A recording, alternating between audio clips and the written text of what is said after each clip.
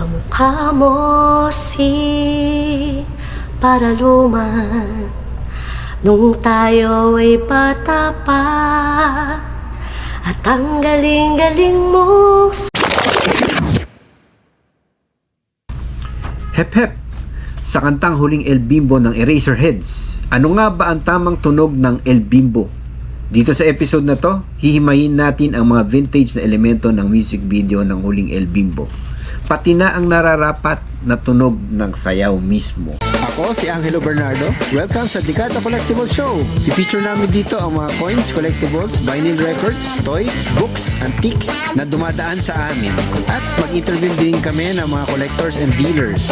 Siyempre, hindi mawawala ang ating mga picks at mga pasyal na may kinalaman sa collectibles. Tara, kwentuhan tayo!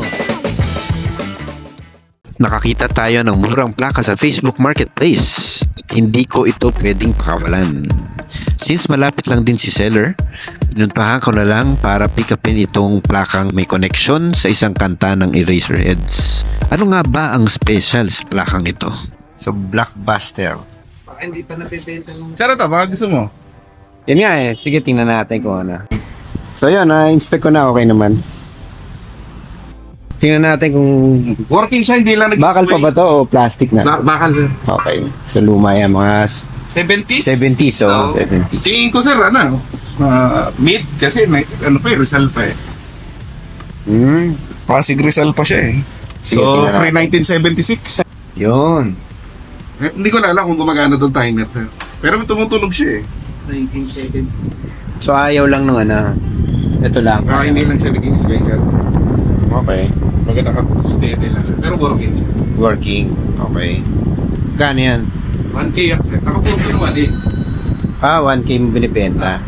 Sa'yo, pero kung nakapost siya ngayon naman eh. Tatawaran ko pa sana kasi pag nagawa ko siya. Alam ko naman madidil mo ito ng maganda.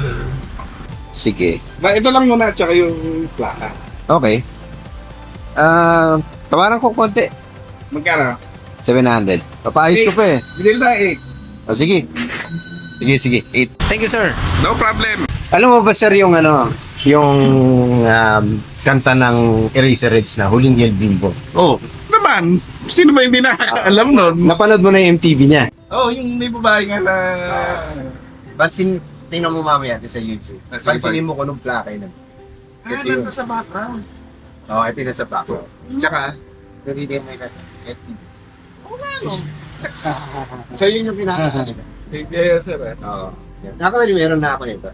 Dalawa na yata yung ganito. Ewan Pero- ko kung yung dalawa nagtanong. Ilang linggo ko nang pinost siya, wala pumapansin. Oo. Tapos nagkasunod-sunod lang. Binost ko yung posting ko. Kaya Kaya may gumansin na. ako siguro nakita. Yun siguro. Kasi yung sa trivia yun ah. Ayan, trivia yun. Sino nga ba si Paraluman? Siya ay isang aktres na 4 na dekadang nasa pinilakang tabing. Siya ay tinaguri ang Greta Garbo ng Pilipinas. Si Greta Garbo ay isang actress sa Hollywood na kinikilalang isa sa pinakasikat na actresses sa lahat ng panahon. Nung si Paraluman ay 17 years old, siya ay lumabas sa Flores de Mayo. Nag-retire siya noong 1985 lang. Pansin nyo yung bote sa eksenang ito. Ito yung Royal Lemon Lime noong 1970s na ginawa. At ganito yung sa amin. Yung nandun sa music video, family size yun. Pero itong sa amin, mas maliit. Pero ganito rin yun. So, consistent itong setting na nila sa na 1970s. Pati yung plaka mismo ay may copyright na 1975. Sa eksenang ito, nahuli nung nanay ng batang babae na nakikipagsayaw ng El Bimbo ang kanyang anak sa mga kalarong lalaki. Nagalit si nanay at binasag yung plaka. Sa pinakita sa video, imposible pong magkahati-hati sa 3 yung plaka. Ito yung isang plaka namin na puro scratches na hindi na tutunog. So huwag kayong mag-alala, hindi tayo nagsisira ng plaka dito. Sira na talaga itong plakan to. Okay, ready?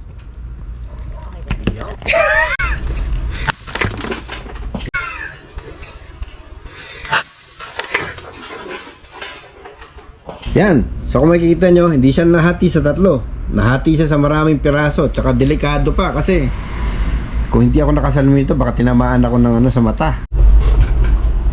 So mga bata, huwag yung gagawin ito. Huwag kayong magbabasag ng plaka ng ganun-ganun lang. Delikado po. Baka tamaan yung mata nyo. Do not try this at home. Kadikada, nakikurious ba kayo dun sa tunog ng El Bimbo na nare-reference dun sa kantang Ang Huling El Bimbo ng Eraserheads?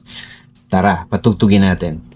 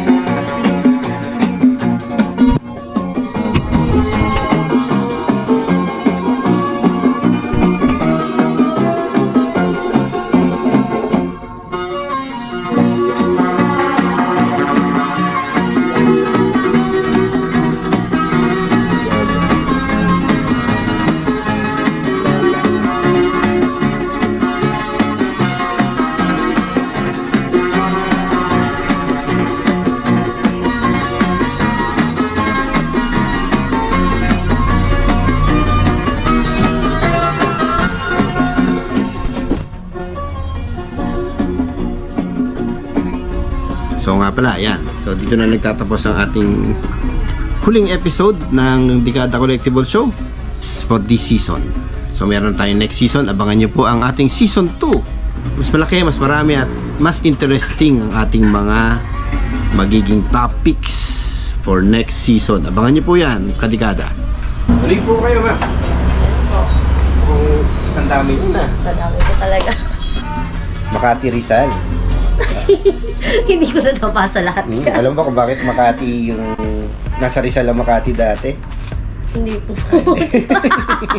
Ala. Hindi naman siguro yung basketball player yan. Hindi naman po siguro. Kasi 1923. Pasok po ma'am, sir. Good afternoon. Good afternoon po. Picture po. Sino to mga to? Philippine Scout po ng 44th 44th Infantry. Ginawa niya ng World War II. Ano po siya corporal sergeant po. Tapos nakatakas po siya dun sa prisoner of war po siya. Tapos nakatakas Teka, po teka. siya. Corporal Surgeon. Apo. So, doktor siya. Corporal sergeant. Yung Sergeant. sergeant po. Sergeant. Okay. Actually, buti nga nakita kita. Niya mga ako. Alam mo yan. Tandaan mo yung yung tupak.